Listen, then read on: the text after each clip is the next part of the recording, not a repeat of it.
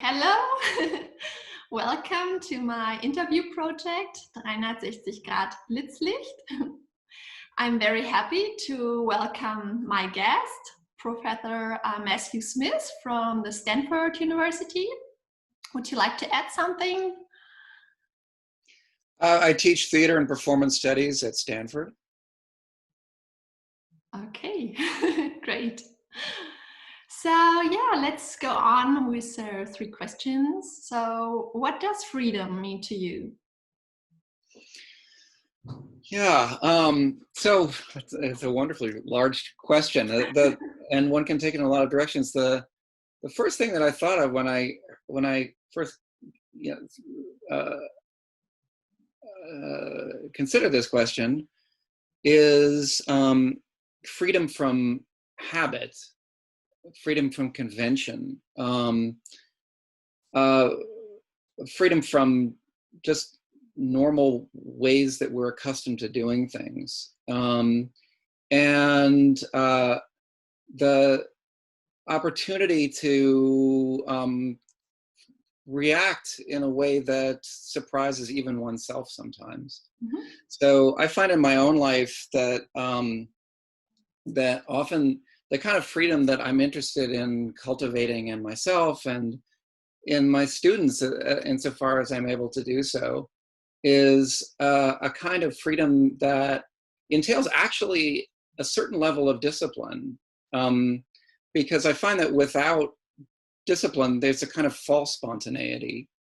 That is, that we imagine ourselves to be just doing whatever we want, but actually that means that we're very easily falling into patterns and habits, and often very subject also to the forces of suggestion that surround us, very much including advertising and our family customs and everything else.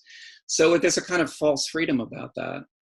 And I've found in my own life that often, in order to first become aware of the way in which I'm being molded by all these forces, interior and exterior, and then to start to wriggle myself free from them, it actually takes a pretty regular discipline of self-analysis, self-discovery, and a certain practice, which in part is a writing practice for me, and all of the kind of, disciplines that involves,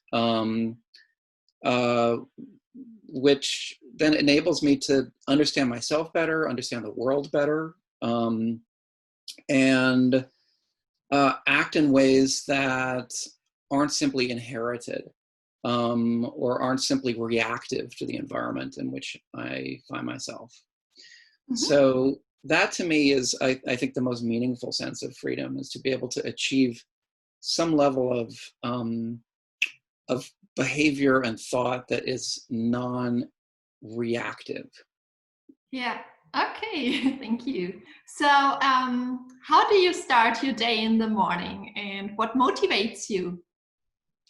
All right. Well, as you may have just partly discovered there, I have 2 small children, which means that the mornings are actually a particularly precious time for me. I tend to wake up early. I tend to wake up around 5:30. That's not a long-standing practice of mine. It's been a practice since really having kids. And they're now at an age, they're 6 and 8, so they're sleeping a little later. Particularly over the summer, they'll sleep until about 8:30 sometimes. So that means that if I'm getting up at 5:30, I have this like really precious 3 hours with that, particularly now in quarantine and shelter in place and all the rest, where everybody's just like, we love each other, but we are like in the same space week after week after week. So, and they're little kids, so they're running around and making a lot of noise. They're doing all the stuff that little kids are supposed to do. But it means that there's like this maybe 2, maybe 3 hours in the morning when things are quiet. And, and I can do, have that kind of freedom that over the course of the day, I really can't. So I'll typically get up around 5:30, and my first practice is actually a daily meditation. I'll meditate from between half hour to an hour, depending on how busy my day is and other things I have to get done. And then I'll go downstairs and fix myself some breakfast and, read the news and just have some kind of quiet time before then. I'll fix breakfast for the rest of the family, and sometimes start waking people up if it gets too late. But that's my mornings. What motivates me? I mean, I'm very motivated by pleasure, I have to say. Although, I think that the things that I'm finding myself taking pleasure in are different now than they were 20 or 30 years ago. I just described one of the most pleasurable times of my day. It's not a particularly exciting or sexy pleasure, but it's a pleasure of really having these periods of quiet and calm and like being able to reflect and meditate. And then I feel sometimes, ideas will also come to me about projects I want to work on during, and they'll typically come to me during that time. And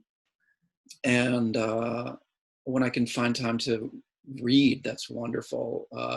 Whether it's, just a book I'm reading just for my own interest, or it's a book I'm reading for work. I mean, one of my great pleasures of my life really is that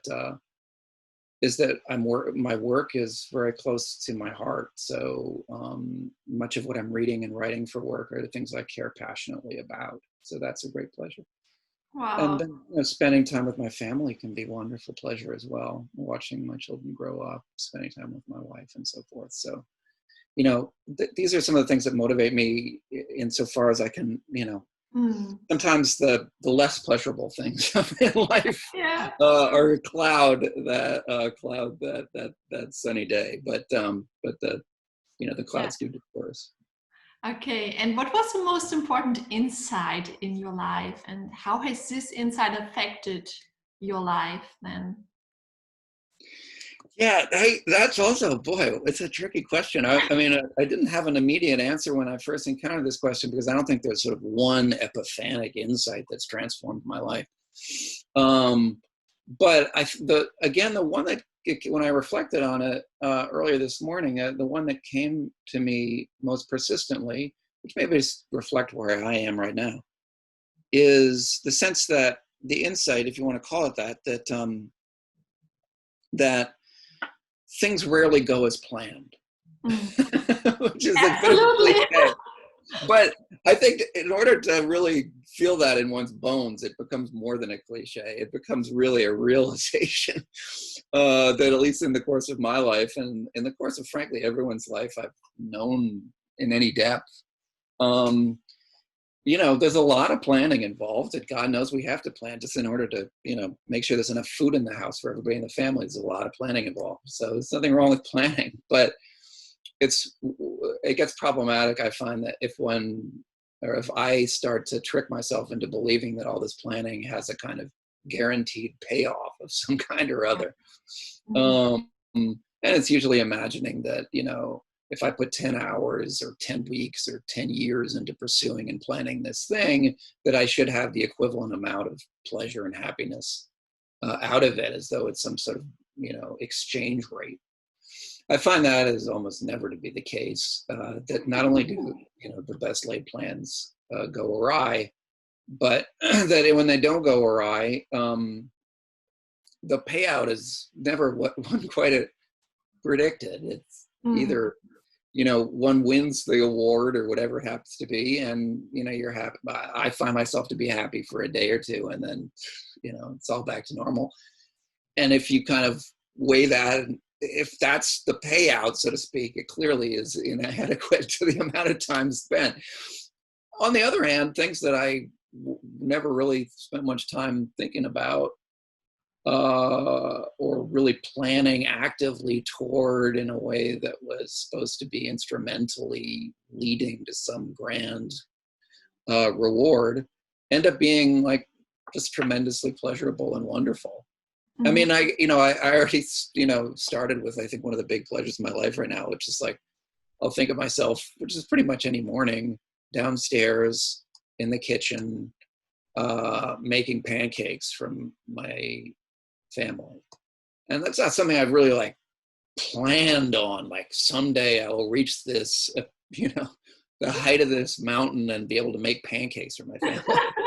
I would have probably more thought of that as a kind of drudgery, but actually that's probably the happiest time, of course, of my day. So, there's also this weird thing where the payout at times is just far in excess of what you would have imagined and anything you would have predicted or that seems quote unquote rational. So I find that although I have to plan constantly for myself and others, and even beyond my family for my department now, there's just constant planning. And now with the pandemic and so forth, it's planning is like 24/7. Mm. Yeah, sure. Um, Okay, I think you yeah, answered my question very good. well. All right. Yeah, so let's move on to the Yeah, more spontaneous section, sure. which is the flashlight. Yeah, so the first term is truth. So what am I supposed to do? Just say the first word that Yeah, comes to my mind. you just tell me what comes to your mind, what kind of Okay. associations you link to this term, truth. Truth. Wow. My first association is a kind of a black-white yin-yang sensibility. I mean, I don't. On one hand, I feel very committed to that word and to all it implies in certain contexts, and then on the other hand, I'm a little suspicious of people who use that word an awful lot, particularly if the word starts to feel like, and this is in English, not in German, but Yeah. like as though the T in truth starts to get a capital letter, right? And then it seems to start having a kind of authority to it that I start to become suspicious of how it's being used. Yeah. The next term is feelings. Feelings. Wow. Yeah, I mean, feelings. It was funny when. Should I just be riffing like this? By the way, is this what you're looking for? Or should I just riff off of the You should just word? keep Just it give you shortly. Yeah. brief feelings. Body, sensibility, anger and love. Those are some of the first words that come to my mind when I think of that. Yeah. Responsibility. Responsibility. I guess my first reaction is kind of like to try to kind of cringe away from the word. Maybe because it's often used in a way of telling somebody else that they're not being responsible enough. But at the same time, God knows it's something we all need to learn how to do rightly. Awareness. Awareness. Oh boy. Well, it's awareness is more, I guess, more positive for me. Awareness seems to be something that I almost don't think of a negative connotation for me. It's awareness is something that I try to develop in my meditation practice, and is a sense of being alive in the moment to myself and to what's going on. Leadership. Oh, leadership. The first thing that I think of when you say that is at the same time Donald Trump and Barack Obama, who I regard as two very, very different models of leadership. Mm. And so I guess there too, I have a very split reaction to the word. Yeah. And for wherever I didn't agree with all of what Obama was about, I felt he was a very strong leader in many ways and demonstrated a lot of qualities in that I have tried, that I admire. Mm-hmm. And then we have the opposite phenomenon currently. So it's a charged term for me. Yeah, I see. Humanity. Humanity, Mm-hmm. overrated.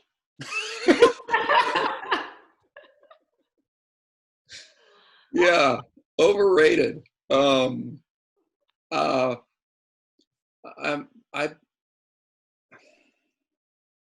That's it? Or you want to add something? I'll leave it there. All right. Honesty. Um, Honesty, yeah. Honesty. Yeah, I mean, honesty, the first to tell you this truth, the first thing I think of is my own mother, who I regard as a deeply honest person, in a very, very good way. Uh, so, I mean, honesty, first and foremost with oneself is extremely important, I think. Honesty with others can be tricky. Sometimes we imagine ourselves, I think, to be good when we're being quote unquote honest with others, and in fact we're trying to inflict pain on them. But I think it's important to be honest first and foremost with oneself. Diversity.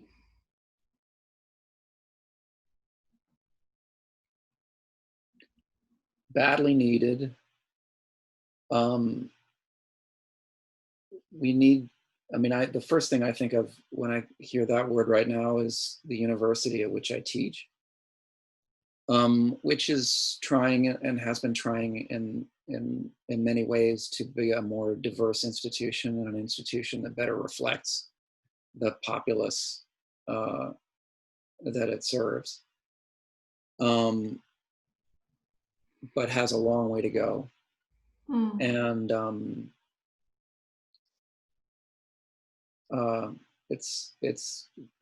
we need, yeah. So it's a, to me it's a goal to be striven toward. Nature.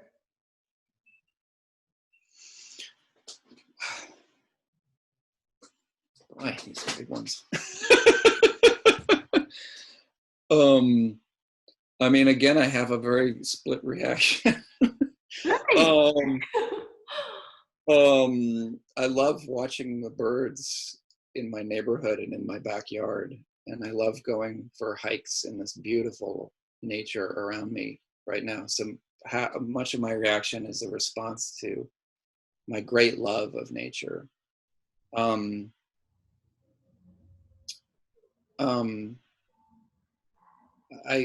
The other part of it, I think, is that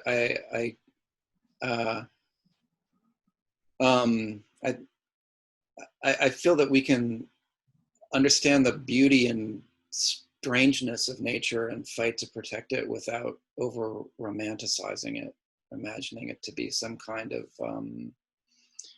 peaceful wonderland, whereas in fact it's also a place of great struggle and suffering,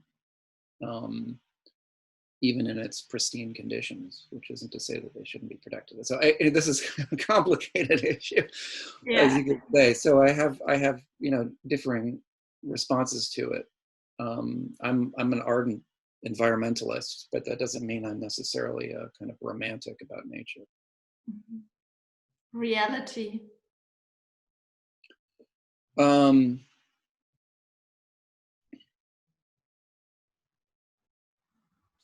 I think the first phrase that came to my mind when you say the word is, why do we need the term? I think that I